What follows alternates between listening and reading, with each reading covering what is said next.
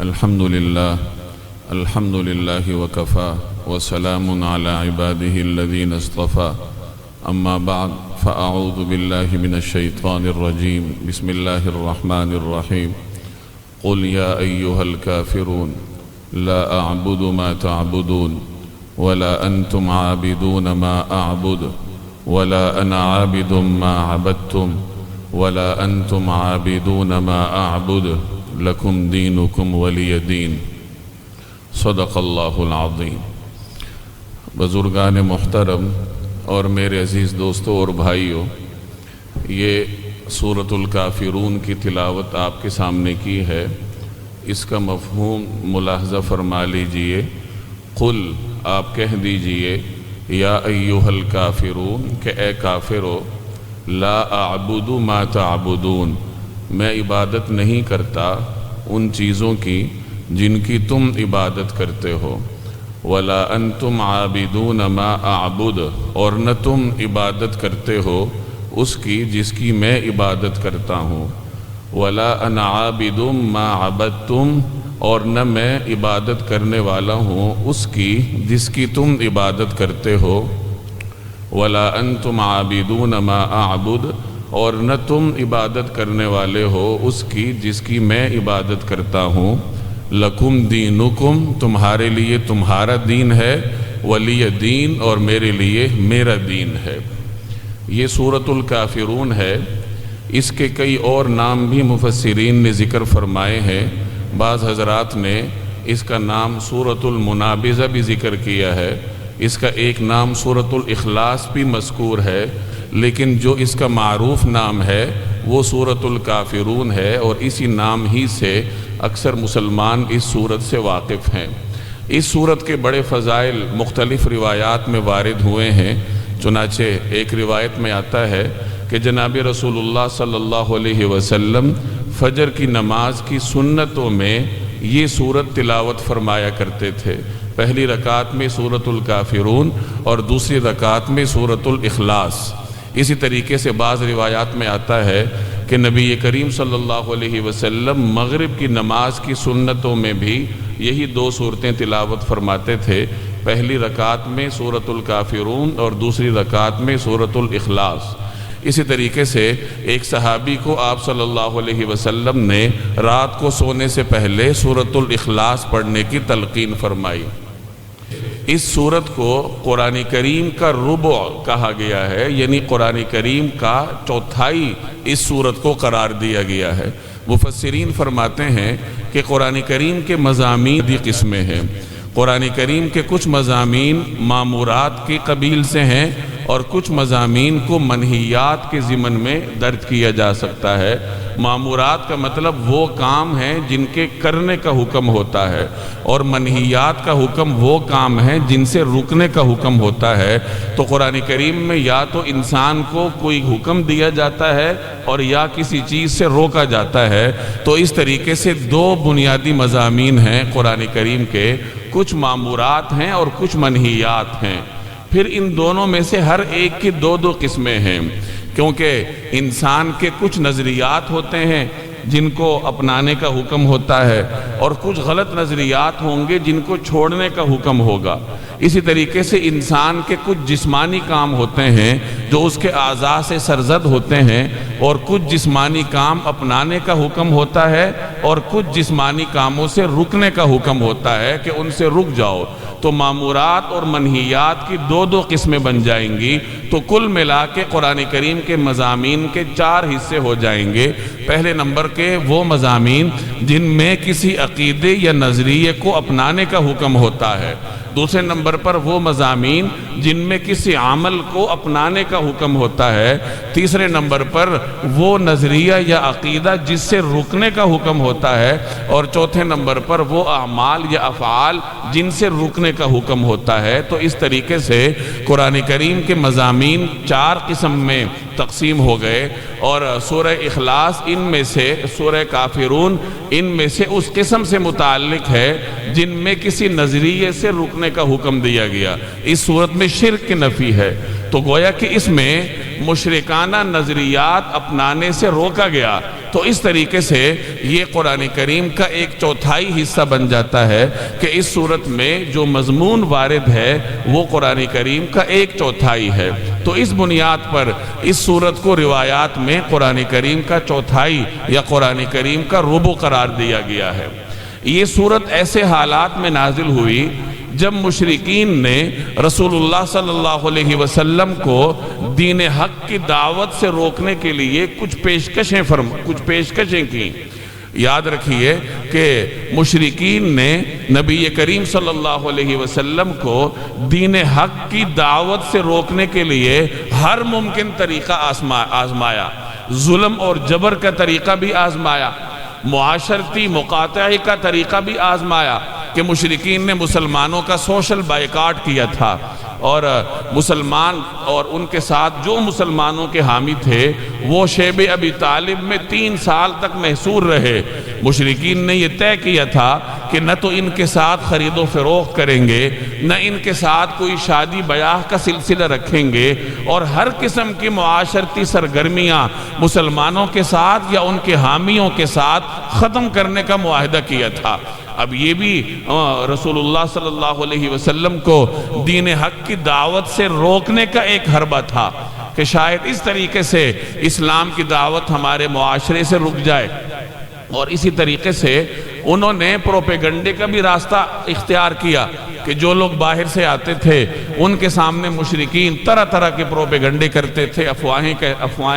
افواہوں کا سہارا لیتے تھے، مختلف طریقوں سے آنے والے کے ذہن میں یہ زہر بھرتے تھے تاکہ وہ نبی کریم صلی اللہ علیہ وسلم کی دعوت پر کان نہ دھرے اور آپ صلی اللہ علیہ وسلم کی بات نہ سنے۔ اتنا ان کو بھی معلوم تھا کہ جو شخص ایک مرتبہ نبی کریم صلی اللہ علیہ وسلم کی خدمت میں حاضر ہو جائے، آپ کی دعوت کو سن لے، آپ کا درد دل اس کے سامنے آ جائے، قرآن کریم کی آیات وہ زبان نبوت سے سن لے، تو اس پہ اثر ہی ہوئے بغیر نہیں رہتا، لازماً وہ متاثر ہوتا ہے، اور غالب امکان اس کا ہوتا ہے کہ وہ مسلمان بن جائے۔ تو باہر سے آنے والوں کو نبی کریم صلی اللہ علیہ وسلم کی خدمت میں جانے سے روکنے کے لیے وہ افواہوں اور پروپیگنڈوں کا سہارا لیتے تھے،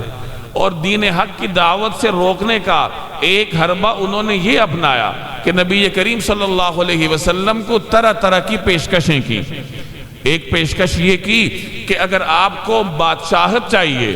اور اس دعوت کے ذریعے آپ مکہ کی حکومت حاصل کرنا چاہتے ہیں تو ہم آپ کو اپنا بادشاہ بنا لیتے ہیں۔ ایک پیشکش یہ کی کہ ہم آپ کو ڈھیروں سارا مال دے دیتے ہیں۔ انہی پیشکشوں میں سے ایک موقع پر انہوں نے یہ پیشکش آپ کے سامنے رکھی کہ ہم اپنے عقیدے سے باز نہیں آتے اور آپ اپنے عقیدے پر برقرار ہیں، تو ہم کوئی درمیانی راستہ نکال لیتے ہیں۔ 1 سال آپ ہمارے معبودوں کی عبادت کریں اور 1 سال ہم آپ کے معبود کی عبادت کریں گے، تو یہ درمیانی راستہ نکل آئے گا اور ہم صلح صفائی کے ساتھ مکہ میں رہنا شروع کرتے ہیں۔ چنانچہ روایات میں آتا ہے کہ عاص بن وائل، امیہ بن خلف اور اسود بن المطلب، یہ کچھ کافر تھے جو کفار کے بڑے بڑے سربراہان تھے۔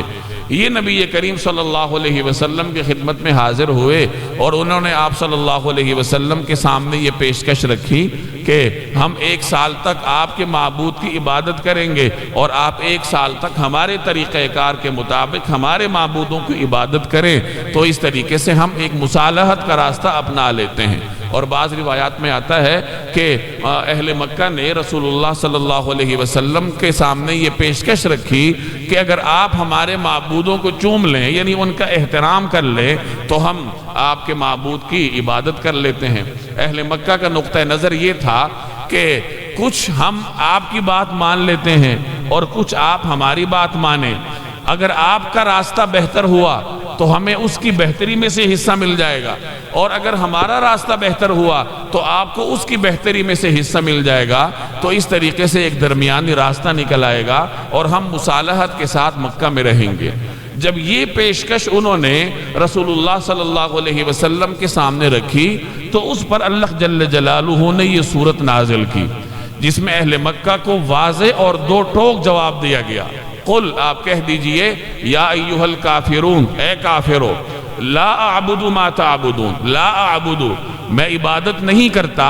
ما تعبدون ان چیزوں کی جن کی تم عبادت کرتے ہو ولا انتم عابدون اور نہ تم عبادت کرنے والے ہو ما اعبد اس کی جس کی میں عبادت کرتا ہوں ولا انا عابد ما عبدتم اور ولا انا عابد اور نہ میں عبادت کرنے والا ہوں ما عبدتم ان چیزوں کی جن کی تم عبادت کرتے ہو ولا انتم عابدون ما اعبد اور نہ تم عبادت کرنے والے ہو اس کی جس کی میں عبادت کرتا ہوں لکم دینکم تمہارے لیے تمہارا دین ہے ولی دین اور میرے لیے میرا دین ہے۔ اب اس صورت میں درمیانی دو آیات میں تکرار نظر آتا ہے۔ قرآن کریم میں جب کسی چیز کا تکرار ہو تو اس سے کوئی نہ کوئی فائدہ مقصود ہوتا ہے، چنانچہ مفسرین فرماتے ہیں کہ یہاں جن دو آیات کا تکرار ہے تو اس تکرار کا مقصد تاکید ہے کہ اس بات میں زور پیدا کرنے کے لیے اللہ جل جلالہ نے اس مضمون کو مکرر نازل فرمایا کہ نہ تو میں عبادت کرنے والا ہوں اس کی جس کی تم عبادت کرتے ہو، اور پھر یہی آیت نازل ہوئی وَلَا أَنَا عَابِدٌ مَا عَبَدتُم کہ نہ میں عبادت کرنے والا ہوں ان چیزوں کی جن کی تم عبادت کرتے ہو۔ تو یہ جو تکرار ہے یہ تکرار اس مضمون میں زور پیدا کرنے کے لیے ہوا، بعض اوقات کسی چیز میں تاکید پیدا کرنے کے لیے اس کو بار بار دہرایا جاتا ہے، تو یہاں بھی دہرانے کا مقصد اس مضمون میں تاکید پیدا کرنا ہے۔ اور بعض حضرات فرماتے ہیں کہ پہلی آیت میں زمانہ حال سے نفی ہے، لا اعبد ما تعبدون میں عبادت نہیں کرتا ان چیزوں کی جن کی تم عبادت کرتے ہو، اور جب اس کی نفی آئی تو اس نفی کا مطلب زمانہ استقبال سے نفی ہے، ولا انا عابد ما عبدتم کہ نہ میں آئندہ ان چیزوں کی عبادت کرنے والا ہوں جن کی تم عبادت کرتے ہو۔ تو گویا کہ حال اور مستقبل میں نفی کے لیے اللہ تبارک و تعالی نے دو آیات نازل کی، اور اسی طرح اس میں اس طرف بھی اشارہ ہے کہ مشرکین جن کی فی الحال پوجا کر رہے ہیں مسلمان ان کی بھی عبادت نہیں کر سکتے، اور مشرکین جن بتوں کی ماضی میں پوجا کرتے آئے ہیں ان سے بھی مسلمان برات کا اعلان کرتے ہیں۔ مشرک کا کیا اعتبار ہے بت پرست کا؟ وہ آج ایک چیز کی عبادت کر رہا ہے، کل اسے کوئی اور چیز اچھی لگ جائے گی تو اس کی عبادت کرنے لگ جائے گا۔ تو اہل مکہ کو دو ٹوک پیغام دیا گیا کہ تم جن بتوں کی آج عبادت کر رہے ہو یا جن کی ماضی میں کرتے آئے ہو یا آئندہ جا کر جو کچھ کرو گے، نہ آج ہم ان کی عبادت کرتے ہیں اور نہ آئندہ ہم تمہارے ساتھ ان کی عبادات میں شریک ہوں گے۔ ہمارا اور تمہارا راستہ ہی الگ ہے، تمہارے لیے تمہارا دین اور میرے لیے میرا دین، ہم اپنے دین کے ذمہ دار ہیں اور تم اپنے دین کے ذمہ دار ہیں۔ اہل مکہ میں بت پرستی اس حد تک رائج ہو چکی تھی کہ وہ کسی قیمت پر اپنے بتوں کی عبادت سے پیچھے ہٹنے کے لیے تیار نہیں تھے۔ یہاں یہ بات سمجھ لیجئے کہ دنیا میں بت پرستی کا آغاز حضرت نوح علیہ السلام کے زمانے سے ہوا۔ علماء فرماتے ہیں کہ حضرت نوح علیہ السلام کے زمانے میں لوگوں نے پہلی مرتبہ بتوں کی پوجا شروع کی، جس کا ذکر قرآن کریم میں بھی ہے کہ وَقَالُوا لَا تَذَرُنَّ آلِهَتَكُمْ انہوں نے کہا کہ اپنے خداؤں کو مت چھوڑو، وَلَا تَذَرُنَّ وَدًّا وَلَا سُوَاعًا وَلَا يَغُوثَ وَيَعُوقَ وَنَسْرًا اور مت چھوڑو ود کو، نہ چھوڑو سواع کو اور نہ چھوڑو یغوث کو اور نہ نصر کو۔ تو یہ 5 ان کے بتوں کے نام تھے جن کا ذکر قرآن کریم کی اس آیت میں ہے کہ وہ ایک دوسرے کو کہا کرتے تھے کہ یہ جو تمہارے خدا ہیں، یہ جو ان ناموں کے مختلف بت ہیں، ان بتوں کی عبادت کرنا مت چھوڑو، ان کی عبادت کرتے رہو، اور نوح علیہ السلام کی دعوت پر کان مت دھرو، ان کی باتوں میں نہ آؤ کہ ان کی باتوں میں آ کر تم ایک خدا کی عبادت کرنے لگ جاؤ، بلکہ جس طرح تم ان بتوں کو پوجتے آئے ہو تم ان بتوں کی مسلسل عبادت کرتے رہو۔ تو یہ 5 بت ہیں، آپ یوں کہہ لیجئے کہ یہ وہ پہلے نام ہیں یا وہ پہلے بت ہیں دنیا میں جن کی لوگوں نے عبادت شروع کی۔ پہلا لا تذرن آلہتکم ولا تذرن ودن، پہلا بت کا نام ود ہے، دوسرے کا نام سواع ہے، تیسرے کا نام یغوث ہے، اور چوتھے کا نام یعوق اور نصر، یہ 5 قسم کے بت تھے جو کہ قوم نوح میں رائج تھے اور وہ ان کی پوجا کیا کرتے تھے۔ اب علماء نے اس پر بھی بحث کی ہے کہ یہ بتوں کے جو نام رکھے گئے تھے یہ در حقیقت تھے کون؟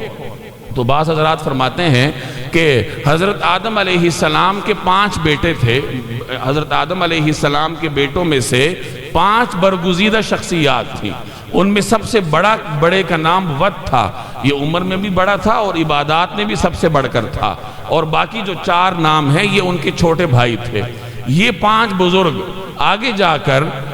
لوگوں میں اس کا رجحان ہوا کہ انہوں نے ان برگزیدہ شخصیات کے ناموں سے بت بنائے، تصاویر بنائی، مجسمے بنائے اور ان کی عبادت کرنا شروع ہوئے۔ اور بعض حضرات فرماتے ہیں کہ حضرت آدم علیہ السلام کے بیٹے حضرت شیث علیہ السلام تھے، اور حضرت شیث علیہ السلام ہی کا ایک نام ود بھی تھا، اور باقی جو 4 ہیں یغوث، یعوق اور نصر، یہ حضرت شیث علیہ السلام کے بیٹے تھے۔ تو گویا ود ان کے والد تھے اور باقی 4 ان کے بیٹے تھے۔ یہ 5 برگزیدہ شخصیات تھیں جن کی آگے جا کر لوگوں نے عبادت کرنی شروع کی۔ بہرحال اتنی بات طے شدہ ہے کہ یہ جن ناموں پر انہوں نے بت بنائے تھے یہ کسی زمانے میں اللہ کے نیک بندے تھے، برگزیدہ شخصیات تھیں، اور علماء فرماتے ہیں کہ جب یہ حضرات دنیا میں نہ رہے تو ان کے جو پیروکار تھے یا ان کے ماننے والے، ان کے قبیلے والے، وہ ان کی عدم موجودگی میں پریشان تھے۔ تو شیطان نے انہیں ایک راستہ دکھایا کہ تمہیں ان کی یاد آتی ہے تو تم ایسا کر لو کہ ان کے نام کی تصاویر بنا کر رکھ لو۔ تو ابتدا میں لوگوں نے صرف ان حضرات کے ناموں کی تصاویر بنا کر رکھی، ابھی عبادت شروع نہیں کی، عبادت صرف اللہ کی کر رہے ہیں، اور ان برگزیدہ حضرات کو یاد کرنے کے لیے یا ان کی یاد اپنی مجلس میں تازہ رکھنے کے لیے ان کے ناموں کی تصاویر بنا کے رکھیں، عبادت اللہ کی کرتے رہے۔ رفتہ رفتہ جب یہ نسل دنیا سے رخصت ہوئی، اگلی نسل آئی تو انہوں نے ان کے مجسمے بنا لیے، اور آہستہ آہستہ وقت گزرنے کے ساتھ ساتھ پھر ان کی پوجا شروع ہوئی، باقاعدہ لوگوں نے ان کو پوجنا شروع کیا، اور اس طریقے سے دنیا میں بت پرستی کا آغاز ہوا۔ تو ابتدا میں مقدس شخصیات کے ناموں کی تصاویر یا مجسمے بنا کر لوگوں نے ان کو پوجنا شروع کیا، اور آہستہ آہستہ پھر اس میں کچھ توسیع ہوئی، اجرام فلک کی، جیسے سورج ہے، چاند ہے، ستارے ہیں، ان کو بھی شامل کیا۔ جیسے حضرت ابراہیم علیہ السلام کے زمانے تک پھر لوگ بت پرستی میں آگے جا چکے تھے، اور سورج ہے، چاند ہے، ستارے ہیں، ان کی بھی پوجا لوگوں نے شروع کی تھی۔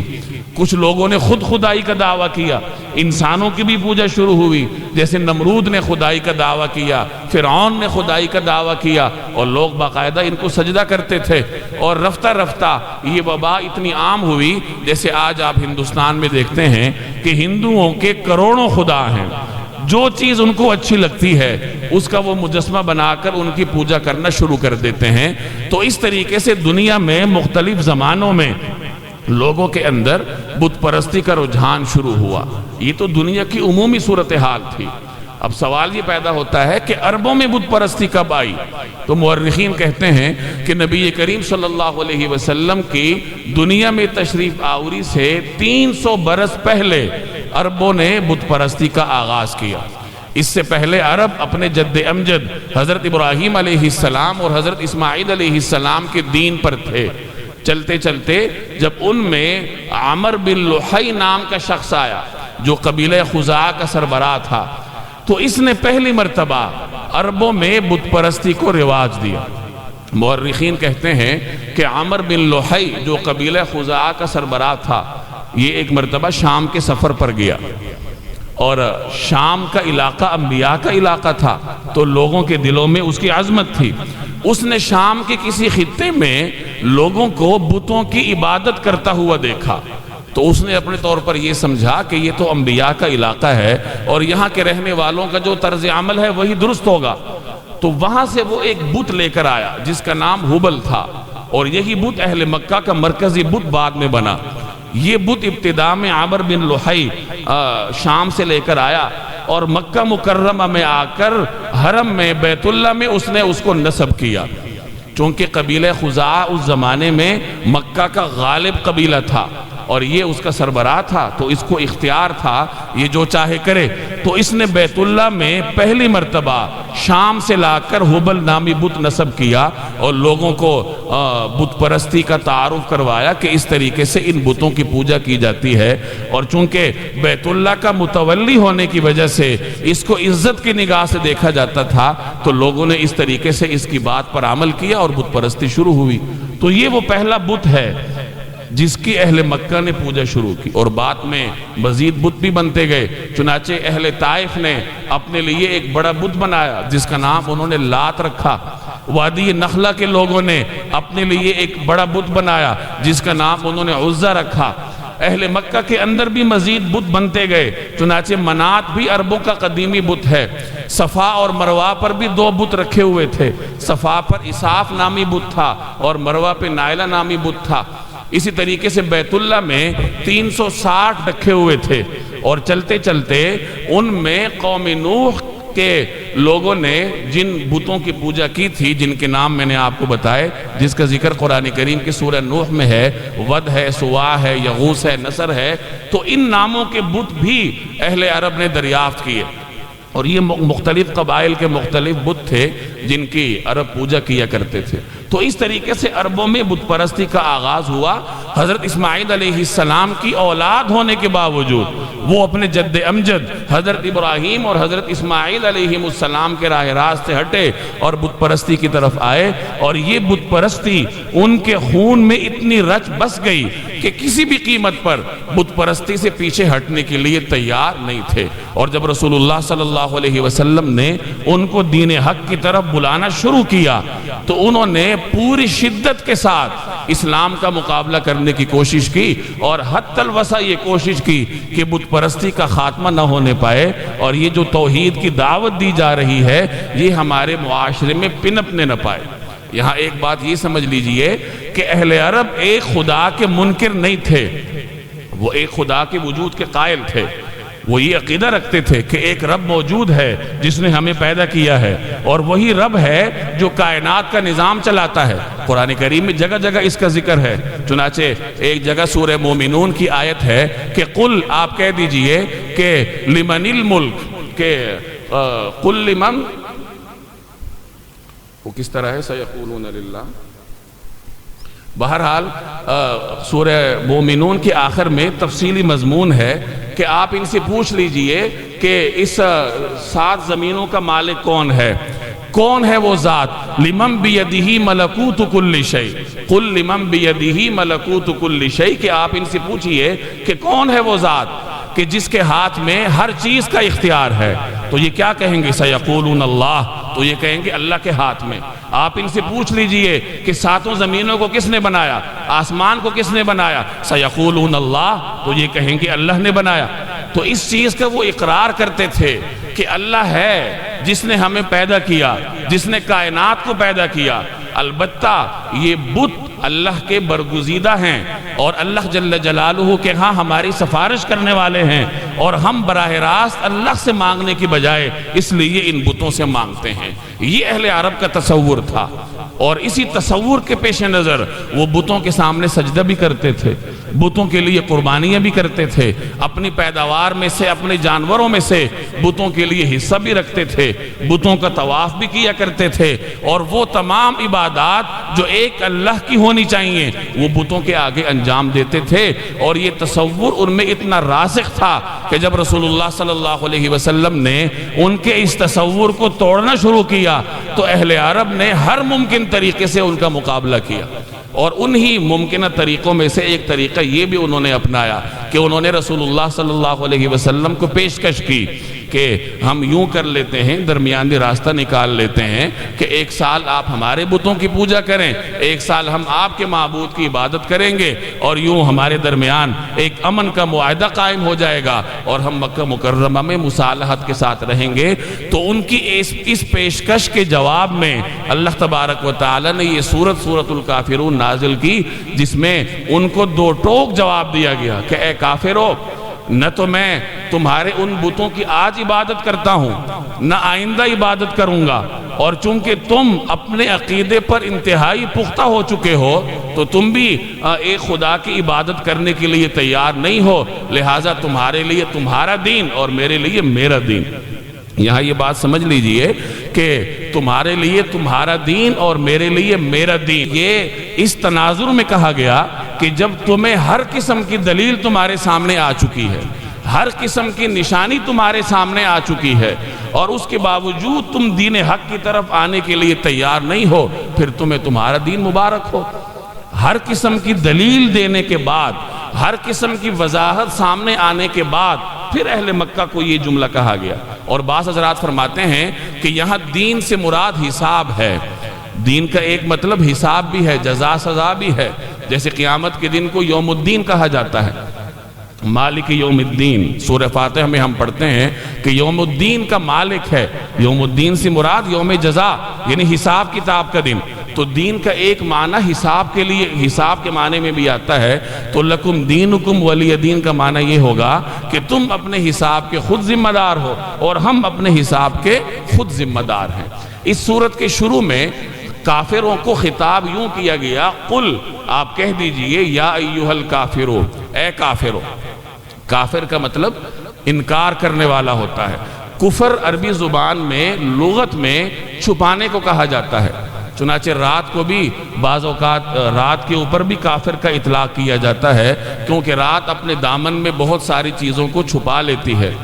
کسان کو بھی عربی زبان میں کافر کہہ دیا جاتا ہے، کیونکہ کسان زمین کی تہ میں بیج کو چھپانے والا ہوتا ہے۔ تو کفر کا لغوی معنی چھپانے کے معنی میں آتا ہے، اور اسی طریقے سے یہ انکار کے معنی میں بھی استعمال ہوتا ہے۔ ناشکر آدمی پر بھی قرآن کریم میں کافر کا اطلاق ہو جاتا ہے، اور کفر دین حق کا انکار کرنے والے کو بھی کہا جاتا ہے۔ ہر زمانے میں ہر مذہب والوں کے سامنے یہ صورتحال آئی ہے کہ جو مذہب کے ماننے والے ہیں انہیں بھی ایک اصطلاح دی جائے، اور جو مذہب کا انکار کرنے والے ہیں انہیں بھی ایک اصطلاح دی جائے۔ چنانچہ ہمیشہ سے جو سماوی مذاہب ہیں جو اللہ جل جلالہ کی جانب سے نازل کردہ ہیں، ہر پیغمبر کے ماننے والے ہیں، ان کو مومن کہا گیا، مسلم کہا گیا، اور پیغمبروں کا انکار کرنے والے پر کافر کا اطلاق کیا جاتا ہے۔ گزشتہ کتابوں میں بھی حضرت موسیٰ علیہ السلام کا انکار کرنے والے ہوں یا حضرت عیسیٰ علیہ السلام کا انکار کرنے والے ہوں، انہیں کافر کے لفظ سے یاد کیا گیا، اور اسی تسلسل کے ساتھ قرآن کریم میں بھی جگہ جگہ دین حق کا انکار کرنے والوں کو کافر کے نام سے پکارا گیا۔ اور یہ لفظ کوئی گالی نہیں ہے، یہ حقیقت کا اظہار ہے۔ مذہب کا انکار کرنے والوں کی توہین نہیں کی جا سکتی، البتہ حقیقت کا اظہار کیا جا سکتا ہے۔ جیسے ہندو مت میں ہندو مذہب کا انکار کرنے والوں کو ملیچ کہہ دیا جاتا ہے، ملیچ ناپاک پلید کو کہتے ہیں۔ اب یہ لوگوں کی توہین ہے، اس میں توہین کا لفظ ہے کہ آپ کسی کو ناپاک کہیں۔ کافر ایسا لفظ ہے، فریق مخالف کی توہین کا کوئی معنی نہیں ہے۔ اگر کوئی توہین کا معنی ہوتا تو سب سے پہلے اہل عالم اس پہ احتجاج کرتے کہ آپ ہمیں کافر کیوں کہتے ہو، وہ تو خود اپنے آپ کو کافر کہتے تھے۔ تو یہ تو اصطلاحات ہیں جو قرآن کریم میں اپنائی ہیں کہ جو شخص دین حق کا اقرار کرے گا اسے مسلم کہا گیا، اور جو شخص دین حق کا انکار کرے گا اس کو کافر سے تعبیر کیا گیا۔ تو اس آیت میں برملا طور پر رسول اللہ صلی اللہ علیہ وسلم کی زبانی کافروں کو کہلایا گیا کہ قل، اے پیغمبر آپ کہہ دیجئے یا ایھا الکافرون، اے کافروں،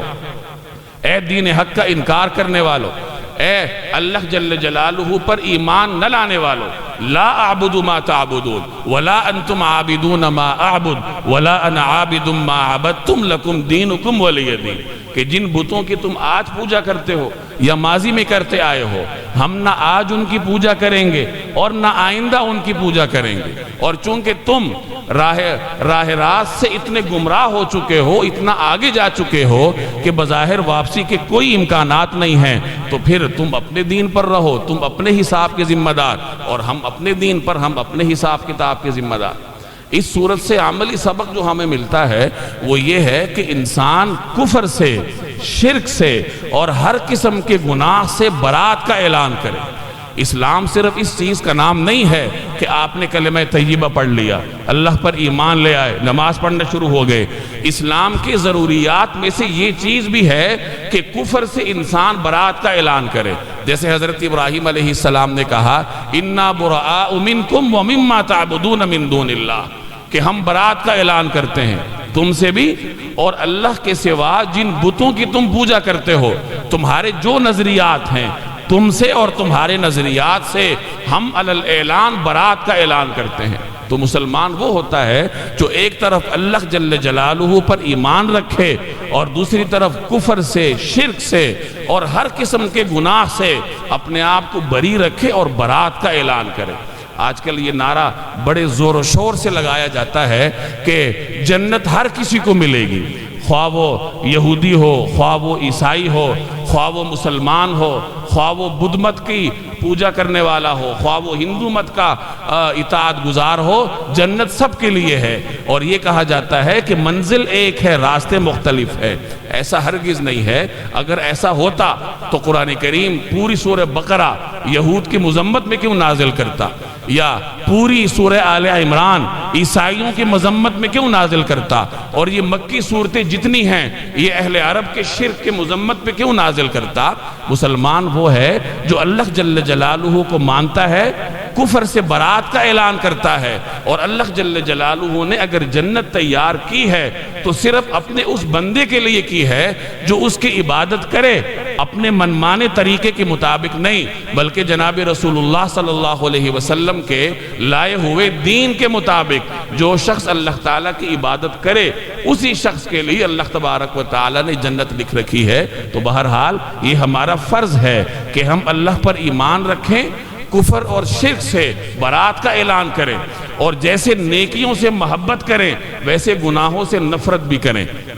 یہ بھی ہمارے ہاں بہت بڑی کمزوری ہے کہ فضائل پر تو ہمارا زور ہے کہ جی عمل کر لو گی تو اتنی نیکیاں ملیں گی، یہ عمل کر لو گی تو اتنی نیکیاں ملیں گی، بہت اچھی بات ہے، لیکن فضائل پر زور دینے کے ساتھ ساتھ گناہ کا وبال بھی انسان کے دل میں راسخ ہونا چاہیے، اور گناہ ہوتا ہوا دیکھ کر انسان کے دل میں تکلیف ہونی چاہیے کہ یہ گناہ کیوں ہو رہا ہے، یا یہ لوگ گناہ کیوں کر رہے ہیں۔ ہمارے سامنے گناہ ہوتے ہیں، ایک باپ کے سامنے اس کے گھر میں اللہ کے احکامات کو توڑا جاتا ہے اور وہ ٹھنڈے پیٹوں ہضم کرتا ہے، اس کے کان پر جوں تک بھی نہیں رینگتی۔ کم از کم انسان اپنی حد تک تو کوشش کرے کہ برائی کا خاتمے میں اپنا حصہ ڈالے۔ اس لیے تو حدیث میں کہا گیا کہ افضل یہ ہے، ایمان کا پہلا درجہ یہ ہے کہ برائی کو ہاتھ سے روکا جائے۔ اگر کسی کو اتھارٹی حاصل ہے، کسی کی حکومت ہے، یا کوئی اپنے گھر کا سربراہ ہے، تو وہ اپنے زیر تسلط علاقے میں بزور بازو گناہ کو روکے، اور اگر کوئی اس کی طاقت نہیں رکھتا تو کم از کم زبان سے روکے۔ جیسے آپ کے دوست احباب میں اگر کوئی گناہ کرتا ہے تو دوست پر آپ کو کوئی تسلط حاصل نہیں ہے، بیٹے پر ہے، چھوٹے بھائی پر ہے، اس کو آپ زبردستی روک سکتے ہیں، لیکن دوست کو زبردستی نہیں روکا جا سکتا، تو وہاں زبان سے اس کو سمجھائیں۔ ادعو الی سبیل ربک بالحکمہ والموعظۃ الحسنہ، وہاں اس پہ عمل کرے کہ اللہ کی طرف بلائیں حکمت کے ساتھ اور اچھی نصیحت کے ساتھ۔ اور سب سے کم درجہ یہ ہے کہ برائی کو دیکھ کر انسان دل میں اس کو برا خیال کرے، اور انتہائی افسوس کے ساتھ اب ہم اس نہج تک پہنچ چکے ہیں کہ شاید یہ تیسرا درجہ بھی ہمیں حاصل نہیں، کیونکہ برائی کو دیکھ کر ہم میں سے کون یہ کہہ سکتا ہے کہ میرے دل میں تکلیف پیدا ہوتی ہے کہ یہ جو چاروں طرف فحاشی ہے، عریانی ہے، سود خوری ہے، ملاوٹ ہے، جھوٹ ہے، دغابازی ہے، فریب ہے، ہم میں سے کون یہ کہہ سکتا ہے کہ میرے دل میں درد ہوتا ہے، مجھے تکلیف ہوتی ہے کہ یہ چیزیں معاشرے میں کیوں ہیں؟ ہم تو خود اس میں حصے دار ہوتے ہیں۔ تو اپنے اس طرز عمل پر نظر ثانی کرنی چاہیے، اللہ پہ ایمان لانے کے ساتھ ساتھ کفر سے برات کا بھی اعلان کرنا چاہیے، نیکیوں سے محبت کرنے کے ساتھ ساتھ گناہوں پر انسان کو تکلیف بھی ہونی چاہیے، اور جتنا انسان سے ہو سکے وہ معاشرے کی اصلاح کے فریضہ انجام دیتا رہے۔ اللہ تبارک و تعالی عمل کی توفیق دے، وما علینا الا البلاغ۔